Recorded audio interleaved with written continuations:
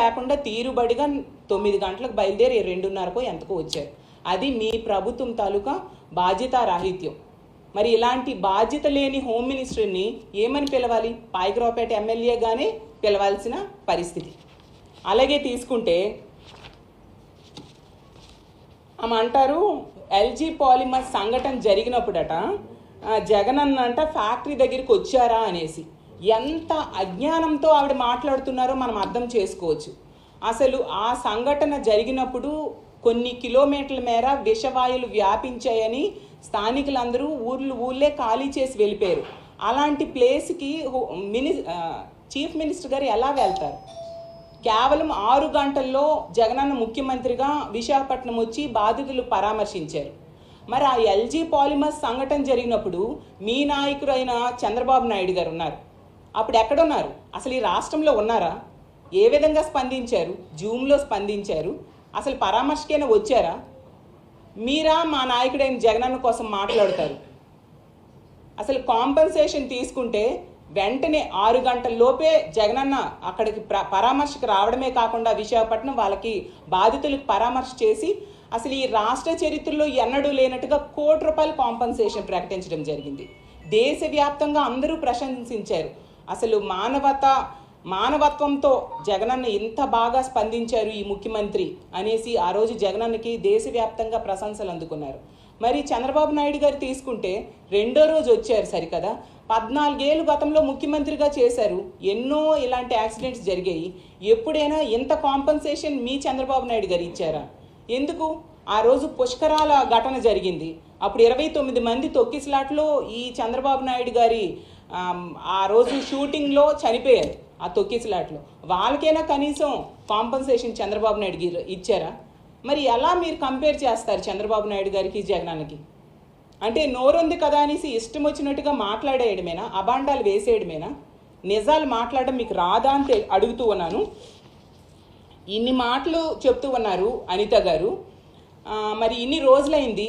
ఆ ఫ్యాక్టరీ యాజమాన్యాన్ని రప్పించారా? వాళ్ళ మీద ఏమైనా చర్యలు తీసుకున్నారా మీరు?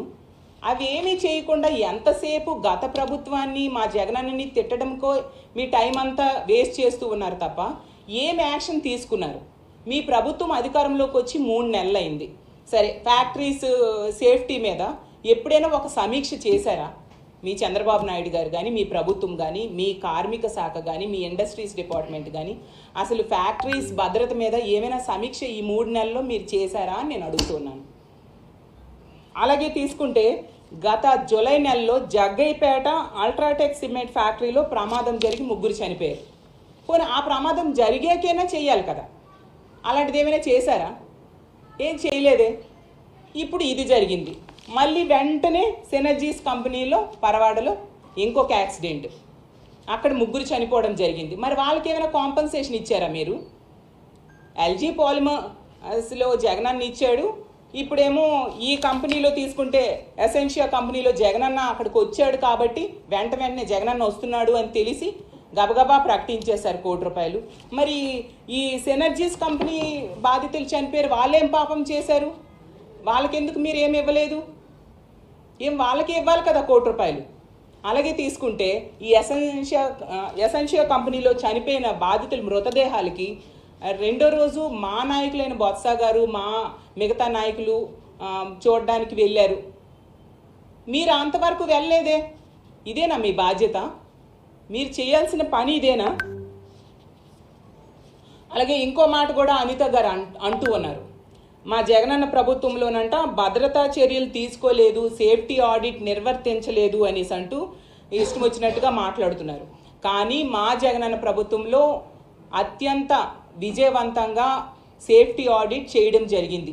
ఆ నివేదికను మీరు అమలు చేయడంలో విఫలమయ్యారు. మీ చేతకానితనం వలన ఆ నివేదికను ఈరోజు ఫ్యాక్టరీస్కి అమలు చేయడంలో మీరు విఫలమయ్యారు. అది విఫలమయ్యి మళ్ళీ మా మీద, మా ప్రభుత్వం మీద బురద జల్లడం నిజంగా విడ్డూరంగా ఉందని ప్రజలందరూ నవ్వుకుంటూ ఉండే పరిస్థితి కనిపిస్తూ ఉంది. అలాగే పాయకరావుపేట ఎమ్మెల్యే గారు, మీకు ఒకటి చెప్తున్నాను, మీకు కొన్ని వాస్తవాలు జగనన్న ప్రభుత్వంలో ఫ్యాక్టరీస్ సేఫ్టీ కోసం ఎలాంటి యాక్షన్ తీసుకున్నారు అనేది మీకు తెలియజేస్తాను. ఫస్ట్ నుంచి తీసుకుంటే ఇప్పుడే చెప్పినట్టుగా ఈ రాష్ట్ర చరిత్రలో ఏ ముఖ్యమంత్రి ఇవ్వనట్టుగా ₹1,00,00,000 ఇవ్వడమే కాకుండా ఆ సంఘటనని ఎంతో మానవత్వంతో వాళ్ళకి ఆదుకోవడానికి జగనన్న ఎంతగానో ప్రయత్నించి కేవలం 6 గంటల్లోనే ముఖ్యమంత్రి వచ్చేసారంటే ఎంతగా వాళ్ళని ఆదుకోవడానికి జగనన్న తాపత్రయపడ్డారో మనం అర్థం చేసుకోవచ్చు. అలాగే తీసుకుంటే ఎల్జీ పాలిమర్స్ ఘటన జరిగాక ఉన్నతాధికారులు ఇచ్చిన నివేదికను వెంటనే సేఫ్టీ ఆడిట్ నిర్వర్తించాలని పరిశ్రమల శాఖకి ఆదేశాలు జారీ చేయడం జరిగింది. అలాగే తీసుకుంటే ఈ ఆడిట్ పరిశ్రమల శాఖ, అలాగే pollution control board, factories department, కార్మిక శాఖ వీళ్ళందరూ కూడా ఆడిట్ చేయడం జరిగింది ఎల్జీ పాలిమర్స్ సంఘటన జరిగిన వెంటనే. ఆ తర్వాత ఎందుకు ఈ ఎసెన్షియా కంపెనీ, మొన్న యాక్సిడెంట్ జరిగిన ఎసెన్షియా కంపెనీలో కూడా 2020వ సంవత్సరం సెప్టెంబర్ 16న సేఫ్టీ ఆడిట్ జరిగింది. అలాగే థర్డ్ పార్టీ ఏజెన్సీ ద్వారా ప్రతి ఫ్యాక్టరీకి కూడా సేఫ్టీ ఆడిట్లు నిర్వర్తించాలని గవర్నమెంట్ ఏకంగా ఎస్ఓపి ఇచ్చింది. అంత బాధ్యతగా వ్యవహరించింది మా ప్రభుత్వం. అలాగే దీని ప్రకారం ఇదే ఎసెన్షియా కంపెనీ 2021-23లో కూడా సేఫ్టీ ఆడిట్ థర్డ్ పార్టీ ద్వారా చేయించడం జరిగింది. అది మీ ఎల్లో మీడియాలో కూడా వచ్చింది పాయకరావుపేట ఎమ్మెల్యే గారు, ఒక్కసారి మీరు చెక్ చేసుకోవాల్సిందిగా కోరుతున్నాను.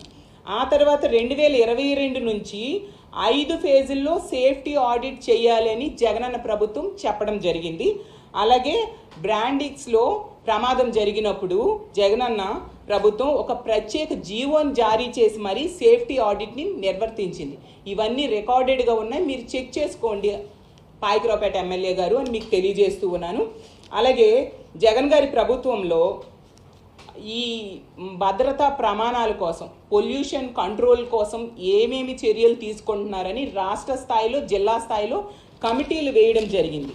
దానికి జీవోలు కూడా ఇచ్చారు.